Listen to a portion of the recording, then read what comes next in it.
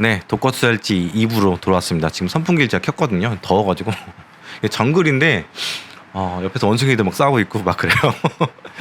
그래서 막 벌레들도 막 안에 조금 들어왔는데 근데 되게 풀냄새가 너무 좋고 정글에서 한다는 게 이런 느낌이구나 생각이 드는데 여기 뭐 키친도 방 안에 다 있고 그래가지고 한 달 살기 너무 좋은 동네입니다. 인터넷도 굉장히 빠르고 코스타리카가 딱 하나 좋은 게 있어요. 다른 나라에 비해서 인터넷이 굉장히 빠르다. 혹시 1만 불 정도 GDP가 되는 나라들은 뭔가 모르게 그 사회적 인프라는 확실히 그 아래보다는 확실히 격이 좀 올라갔다고 해야 되나? 그런 게 좀 있어요. 그래서 사회적 그 경제적으로 뭔가 지금 안정적인 그런 느낌이 좀 있죠. 아무튼 간에 올해 하여튼 제가 전편에서 이야기 드린 대로 금리로 인한 하락은 15% 정도로 보고 상업용 부동산 같은 경우는 40% 정도로 보고 있다 이렇게 말씀드렸잖아요. 그리고 하이어 포 롱거 연준의 하이어 포 롱거는 거짓말이다 라고 10월 달부터 이야기를 드렸고 11월부터 그런 것들이 좀 더 좀 이렇게 가시화가 되는 그런 상황에서 지금 12월 초를 지금 맞은 상황입니다. 물가 같은 경우에는 저는 그런 생각을 합니다. 그동안 물가가 많이 올랐던 이유 중 하나 뭐냐면 미국이라는 나라가 온쇼어링을 해왔잖아요. 그러다 보니까 계속해서 해외에서부터 돈이 들어왔고 돈이 들어온다는 얘기는 인플레이션의 요인이 되죠. 그리고 공장들도 많이 지었기 때문에 여러 가지 고용이 올라가면서 고용이 이빠이 올라가가지고 실업률이 3.5%까지 그렇게 올라간 상황이었었고 그게 서서히 이제 피크를 찍고 떨어지면서 실업률도 올라가고 있고 그리고 GDP도 이제 이번 4분기부터는 이제 떨어지게 될 것이다. 1%가 2%대까지 떨어질 가능성이 굉장히 높다. 이렇게 지금 이야기가 나오고 있는 거죠. 굉장히 드라마틱한 그런 상황이죠. 5%대에서 GDP가 3분기에 5%대였는데 이게 1%대 2%대로 떨어진다는 건 굉장히 빠른 하락이죠. 그러니까 이게 굉장히 인위적인 3분기 상승이었다. 이렇게 보고 있는 것 같고 연준도 그렇게 생각을 하는 것 같아요. 만약에 5%가 진짜 R로 미국 자체적인 그런 성장 동력으로 인해서 5%가 탁 생긴 거라고 하면 연준도 이거 문제 심각하다 이렇게 얘기하고 금리 인상에 대한 12월 금리 인상에 대한 얘기를 했을 텐데 그런 얘기를 안 했잖아요. 그거 생각하면 연준도 5%대의 GDP는 일시적이다 이렇게 생각하는 것 같아요. 전체적인 그 흐름은 작년에 피크 찍고 물가가 그리고 쭉쭉쭉 떨어지고 있고 저는 10월 달부터 말씀드린 게 물가도 끝났다. 물가는 더 이상 이제 문제가 되지 않는다라고 생각하면 그렇게 말씀드렸습니다. 그렇다고 해서 물가가 완전히 끝났다는 건 아니고요. 이 물가는 지금 3%대 물가잖아요. 근데 이거는 2%대까지 내려야 되는 게 연준의 목표죠. 2.9%도 아니고 2.5%도 아니고 2% 초반까지는 가야 되거든요. 그러려면은 고금리를 조금은 더 연장을 해야 될 것 같고 그래서 지금 이 상황에서 내년 3월에 금리 인하 막 그 설 막 나오잖아요. 뭐 65%인가 이렇게까지 올라왔는데 그 맨날 바뀌고 맨날 틀린 거 아시죠? 그 말이 안 되는 거죠. 왜 말이 안 되냐면 아직 1%를 더 낮춰야 되는데 3%대에서 2%대까지 인플레이션을 낮춰야 되는데 그 뭐 석 달 안에 그게 되겠어요? 불가능하지. 근데 왜 지금 저도 잘 모르겠어요. 왜 시장은 내년 3월 달에 금리를 인하할 것이다라고 하는지 저는 도통 이해 못하겠어요. 그리고 되게 중요한 게 뭐냐면 작년 연초에 금리 전망이 뭐인지 아세요? 5월 달 금리 인하 예상이었어요. 그리고 작년 5월에 또 금리 전망은 9월 달 금리 인하 이런 거 이렇게 계속 나왔었거든요. 그게 뭐 JP 모건이라든가 골드만삭스라든가 이런 해외 IB들이 계속해서 그런 전망들 내왔고 또 계속 틀려왔죠. 그리고 한국도 어차피 한국 리서치들도 어차피 뭐 미국 그 리서치들을 거의 카피 앤 페이스트 한 거니까 아무튼간 그렇다 보니까 그러면은 증권사들 로직은 뭐예요? 금리를 몇 달 있으면 한 넉 달 있으면 인하를 한대.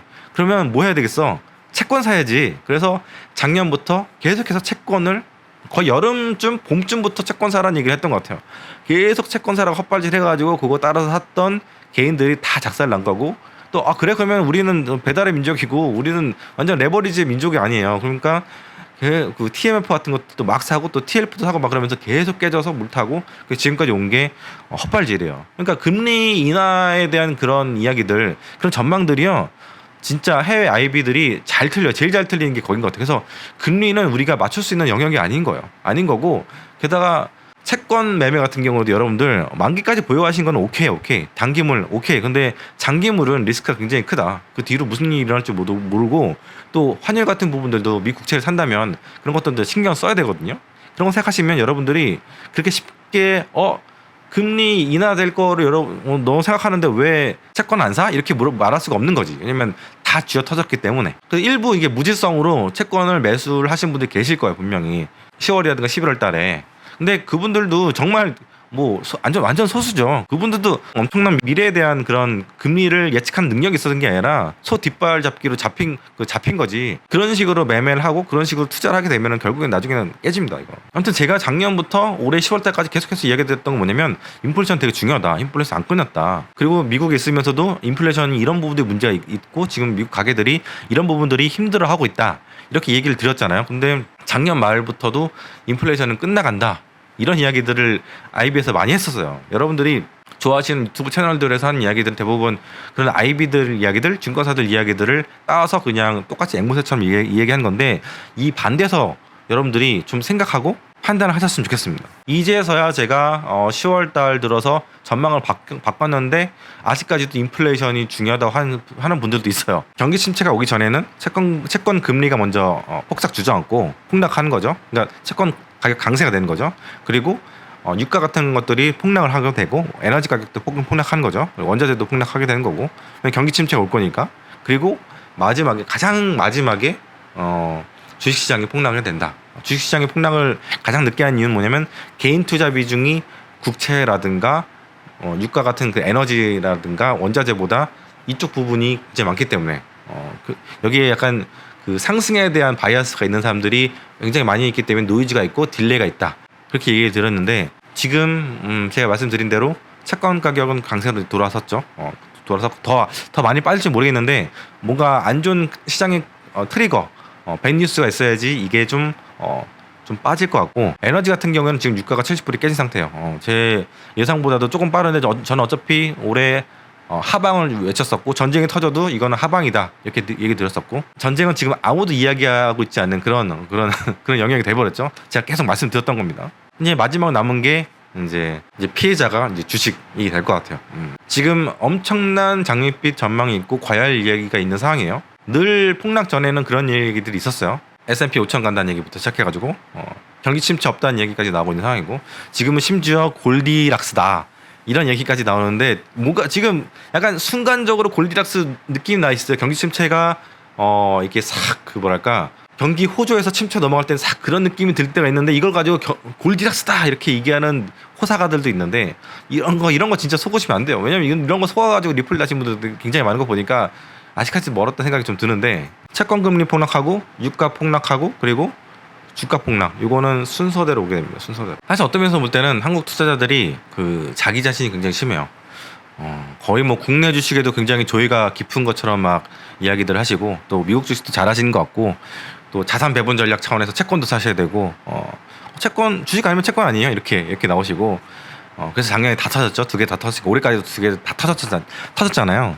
그리고 또 신흥국 증시 어떠냐 물어보시고 막 금가격 보시고 또 원유도 단타 2배짜리 뭐 3배짜리 이런 거 하셔야 되고 단타 치셔야 되고 그리고 이제 미국 주식 망한다고 하니까 이제 숏도 치셔야 되고 그다음 이제 비트코인도 하셔야 되고 또 어떤 용자들은 막 그 천연가스 레버리지 이런 거를 막 보일 막 이런 거를 막 단타 치시고 또 한편에서는 그 원자재라든가 이런 농산물은 전체 포트폴리오 10%만 10%는 넣어줘야 된다 이런 얘기 어디서 또 들으셔가지고 또 넣고 있다가 고점 잡아가지고 좀 이렇게 힘들어하시는 분들도 계시고 그러니까 증권사 직원들이 이거는 10% 정도 넣어놓으시고요 길게 보세요라고 하는 얘기는 뭐냐면 제가 지금 자신이 없습니다라고 얘기하는 겁니다. 누구도 그렇게 투자하지 않습니다.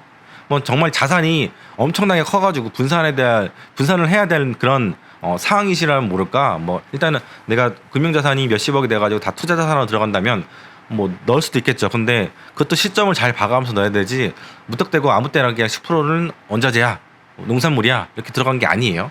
아무튼 그런데도 불구하고 우리 K투자자분들은 그 진짜 원유 시장이 어떻게 움직이고 실제로 공급과 수요가 어떻게 움직이는지 어떤 메커니즘인지 이 산업의 이 가격의 그 특성은 어떠한 건지 이런 것들을 제대로 알고 투자하시는 분인지는 잘 모르겠어요. 그런데도 불구하고 정말 많은 종목들, 많은 산업들을 다 아우르시는 게 바로 우리 K투자자들이시라는 생각이 들고 사실 기관 투자자들도 채권 트레이더들 제가 예를 들자면 채권만 하지 주식까지 막 하진 않습니다. 또 주식 하시는 분들은 주식만 하죠. 각자 전문성을 가지고 하거든요. 근데 전문성을 갖고 있지 않은 개인들이 막 이것저것 차트 보면서 막 해외 증시 갔다가 국내 증시 갔다가 막 원자재 시장 갔다가 왔다 갔다 우르르 몰려가서 막 시세 추종을 막 하고 그리고 막 감으로 막 때려 맞추고 막 이러다 보니까 이게 다 미천이 돼가지고 지금의 상황이 돼버린 거예요. 국내 주식 투자자들이 해외 투자를 해서 1년에 나는 손실이 얼마 될까요? 제가 볼 때는 한 20조 이상은 될 것 같거든요. 왜냐면 전체적으로 지금 한국 투자자들이 해외에 투자하는 그 자산이 주식 채권 이런 자산이 개인들이 7, 80조 정도 되거든요. 거의 일본의 한 5분의 1도 안 되는 수준이긴 하지만 독일도 일본이랑 조금 비슷한데 조금 적죠. 근데 늘 매년마다 보면은 개인 투자자들이 해외 투자하는 상위 종목들 10개 나오잖아요. 그거 보고 있으면 대부분 터져 있어요. 깨져 있어요. 올 상반기만 해도 그 TMF라든가 뭐 TLT 그리고 뭐 TLTW인가 뭐 이런 거 있었잖아요. 엔화에 투자한 다음에 저 채권도 미국 국채도 투자하는 뭐 이런 식으로 하는 거 그런 것도 계속 터진 거 보면은 진짜 1년에 수십조 원의 국부가 해외 투자를 해가지고 다 빠져나가는 거 아닌가 그런 생각도 듭니다. 10조 20조 정도 되는 돈이. 제가 늘 개인 투자자들한테 공부하고 투자하시라고 얘기해 드린 게 그 이유가 뭐냐면 이렇게 계속해서 깨지는 이유가 공부를 많이 해서 깨진 게 아니거든요. 안 해서 깨진 거지. 물론 이제 공부를 다 한다고 해서 다 버는 건 아닌데 그래도 덜 깨진단 말이에요. 제가 올해 영상 중 하나 뭐였냐면은 올해는 까불면 다치는 장이다 이런 얘기를 했었잖아요. 사실 올해는 변동성이 그렇게 큰 장도 아니었어요. 그냥 평범했어요. 대신 이제 소유주들하고 그 주도주들의 그 차이가 좀 있었어요. 소유주들을 갖고 있었으면 이제 70주 매그니피션트 7 종목들이 가는 거 그냥 구경만 하다가 막 소가리를 했을 것 같긴 하고 그래가지고 이제 못 참아가지고 이제 뽀모 와가지고 갖고 있던 물린 소유주들을 이제 팔고 주도주를 이제 뒤늦게 샀는데 이제 고점을 잡은 케이스 이런 케이스들이 많을 거고 그때가 이제 올해 언제죠? 그 여름 7, 8월 때 그때 그렇게 잡았는데 이제 줄줄줄 8월 달, 9월 달, 10월 달 줄 내리니까 또 못 참고 시세 추종입니다. 못 참고 또 손절했는데 그게 또 바닥이어가지고 11월부터 쭉 또 올라왔어. 이게 주식 못하는 사람들의 특징이고 그 시세를 추종하는 사람들의 특징이에요. 그리고 주식이라는 게 좀 그런 게 있어요. 그 한계 체감의 법칙이라고 해서 우리 그 뭐 중학교 때인가 배웠나? 상승하는데 점점 이렇게 기울기가 떨어지는 거죠. 이렇게. 그 주식이라는 게 한 5일 동안 오른 주식이라고 쳐봐요. 그러면 처음 하루 이틀 둘째 날 됐을 때까지 그 주식이 전체 상승의 7, 80%를 만들어내요. 그 다음부터 3, 4, 5일 됐을 때는 이렇게 체감합니다. 체감하면서 상승을 이렇게 하는 거죠. 근데 그 시세를 하시는 분들은 일단 첫날, 둘째 날 같은 경우에는 고민을 한단 말이에요. 뜨긴 떴는데 이거 사야 되나 말아야 되나. 그래서 대체로 3, 4일 때 그럴 때 사거나 고점에서 사는 경우가 굉장히 많단 말이에요. 그래서 시세 추정이 굉장히 쉽지 않은 거예요.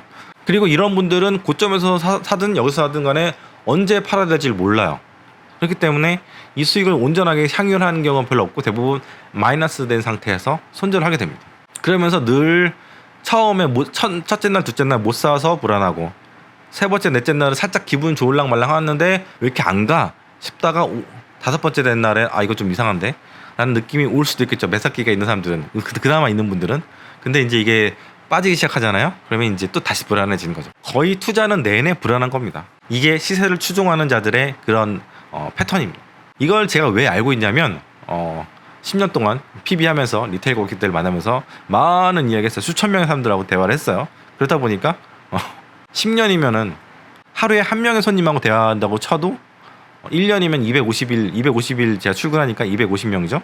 그리고 10년이면 2,500명이에요. 근데 하루에 손님이 한 명만 오나요? 아니에요. 하루에 10명씩 올 때도 있어요. 그러니까 미니멈 잡아도 3,000명 넘는 사람들하고 대화하고 계좌 까보고 그러면 이제 대부분 깨져 있거든요. 얼마나 답답하면 이 사람들이 증권사 와가지고 직원 붙잡고 막 하소연을 하겠어요. 그러면 제가 할 수 있는 거는 뭐 노답이고 거의 뭐 반토막 상태가 대부분이니까 그러면 심리적으로 잘 다독거려주는 그런 거밖에 없습니다. 어떻게 보면 그래서 제가 올해 영상 중 하나가 주식 투자자들도 위로가 필요하다 이런 얘기를 한 석 달 전인가 영상을 만들었던 기억이 나요. 많은 분들이 보지는 않은 영상인데 지금도 어떻게 보면은 뭐 산타랠리다 뭐다 뭐 이런 얘기 있긴 하지만 대부분의 90% 이상의 투자자들은 지금 산타 연말에 얼마나 추울까 올해 얼마나 많이 그 후회가 될까 올해 시장을 두고 그런 생각도 하게 됩니다. 자 이제 저는 이제 체크아웃을 하고요 빨리 이동을 해야 될 것 같습니다. 아무쪼록 이제 뭐 산타랠리가 온다는 얘기도 있고 또 어떤 사람들은 뭐 산타랠리는커녕 루돌프 사슴코가 이제 눈 속에 처박힐 일만 남았다 이런 얘기를 하는 사람도 있는데 연말은 뭐 주식을 떠나서 좀 마음만은 좀 여유롭게 푸근하게 가족들하고 같이 보낼 수 있는 그런 시간이 됐으면 좋겠습니다. 저는 또 다음 국가인 파나마에서 인사드리도록 하겠습니다. 감사합니다.